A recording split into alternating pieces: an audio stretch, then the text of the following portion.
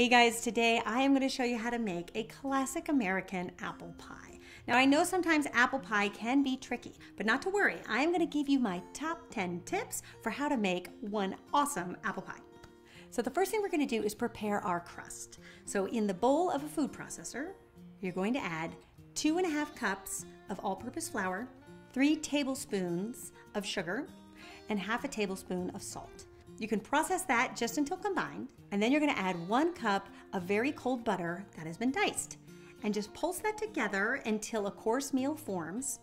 And at that point, you're going to pour in half a cup of very cold water. And I would just keep going until you get a nice dough ball that is formed. Then you're going to divide your dough into 2 equal balls, because we're making enough dough for a double crust. And you're going to pat it down and wrap it up in some parchment paper. So here comes tip number 1, is if you try to bake a pie with dough that is not well refrigerated, it's going to shrink on you. And then once the pie dough starts to shrink, it starts to become really misshapen, and you will not have a pretty pie with dough that hasn't been well refrigerated. So definitely give it 3 hours, or even overnight is even better.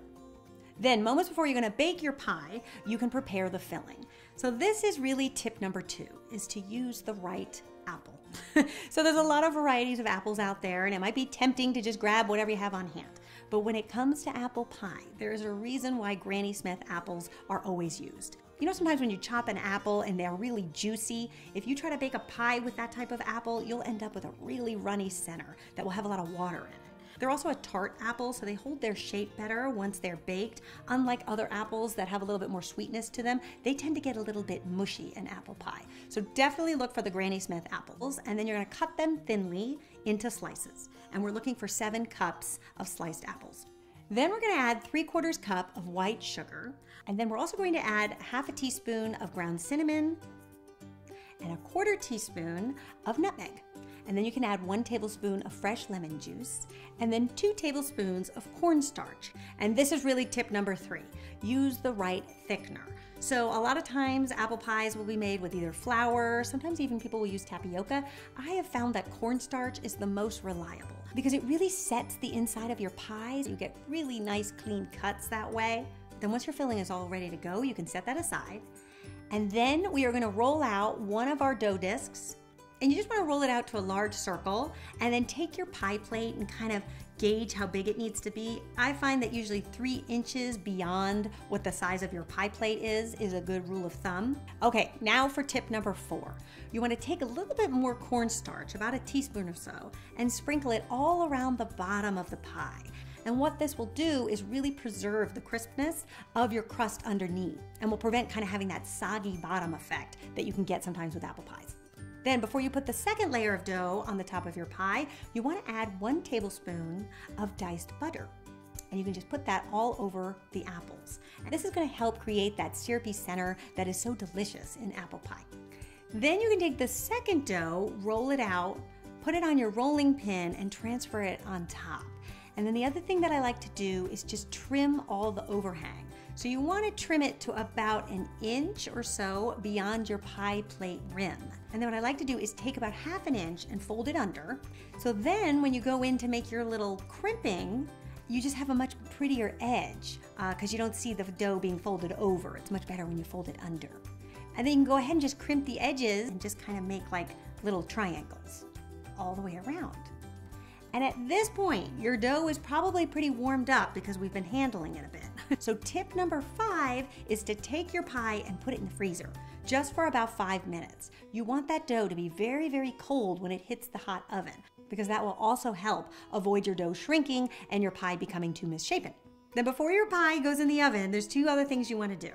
You want to take a sharp knife and just create nice little steam vents in a starburst pattern. So you can do 4 long ones, and then I like to go in between the long ones and do little short ones. And that will create a nice decorative effect. Okay, here comes tip number 6. You want to brush your pie with egg white. So there are a lot of different recipes out there. Some will call for just egg yolk, some will call for an egg wash. I have tried both, and I find that egg white is really the best thing to use because it will create such a beautiful brown finish that's not too dark, doesn't burn on you, and doesn't create a soggy pie. There, now your pie is ready for the oven. So you want to put it on a sheet pan, because what will happen is when your pie is nearing done, it'll start to bubble and ooze kind of the sugary syrup. And if it starts to spill over the edge of the pie, it's going to end up in your oven, and you're going to really not be happy when you've got sugary syrup all in your oven the day before Thanksgiving. So do put it on a cookie sheet. Okay, tip number 7 has to do with the temperature of your oven. I have found that 375 degrees Fahrenheit is the perfect temperature for apple pie because it allows for a few things. It allows for perfect color and browning of your pie, while at the same time giving you enough time at a lower temperature to really bake those apples and allow them to become tender. So you're gonna bake your pie for 35 minutes to begin. And then here comes tip number 8, which is to go in with a little turbinado sugar, so just raw cane sugar, and sprinkle it over the top of the pie. This will create a really nice decorative touch to your pie once it's baked, and will add a little crunch in the texture. If you put the sugar on in the beginning when you start to bake the pie, it will actually get too brown on you because this pie is gonna stay in there for at least an hour. But I found the 35-minute mark is the time to do it. Then you're gonna let your pie go for another 20 to 25 minutes, which is really what you need in order to get those juices bubbling. And that's really tip number 9. You wanna take your pie out as soon as you see the juices bubbling, because that shows that that cornstarch has been activated, the center is becoming syrupy, and those apples are nice and tender. And tip number 10, you're gonna love this when it comes to Thanksgiving prep, is to make your pie the day before. So this is really best appreciated once that pie is totally set. It gives it time to congeal inside so that when you cut into it, you get nice, clean slices. And then when it comes time to serve, I like to reheat it in a 300-degree oven, just like this. You can just put it back in the oven for 15 minutes. And that will give you a warm apple pie that is just so delicious and best enjoyed, of course, with a big scoop of vanilla ice cream.